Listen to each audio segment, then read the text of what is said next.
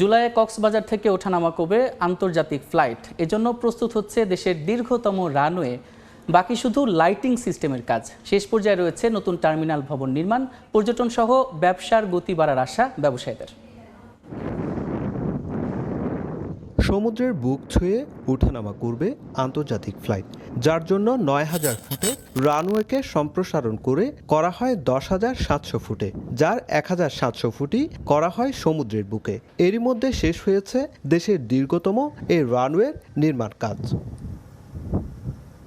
সমুদ্রের বুকে নির্মাণ হচ্ছে ২৫টি স্প্যানের উপর ৬৫০ মিটারের স্টিল ব্রিজ। ২৩টি স্প্যান বসানোর কাজ শেষ।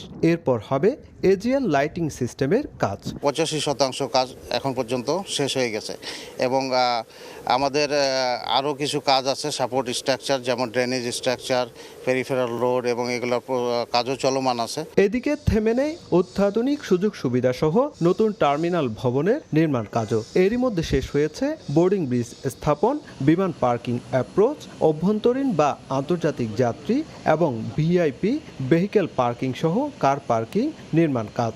ফল সিলিং, টাইলসের কিছু কাজ বাকি আছে, এগুলো চলমান, মানে রুফিং শিটের কাজ হবে, পাশাপাশি আমাদের এই কাজগুলোও হয়ে যাচ্ছে। চেম্বার অব কমার্স বলছে, আন্তর্জাতিক বিমানবন্দর চালু হলে কক্সবাজার শুধু পর্যটন নয়, যোগাযোগ ও অর্থনীতিতে যুগান্তকারী ভূমিকা রাখবে। ট্রেডিশনাল আইটেমগুলো শুটকি থেকে আরম্ভ করে সবজি, এগুলো কিন্তু সরাসরি আমরা এখন মধ্যপ্রাচ্য সহ বিভিন্ন জায়গায় পাঠাতে সক্ষম হব বলে আমাদের বিশ্বাস। ২০২১ সালে কক্সবাজার বিমানবন্দরকে দেশের চতুর্থ আন্তর্জাতিক বিমানবন্দরে রূপ দেওয়ার প্রকল্পের কাজ শুরু হয়। আগামী জুলাইয়ে সাগরের বুকে ডানা মেলে ওঠানামা করবে আন্তর্জাতিক রুটের সব বিমান।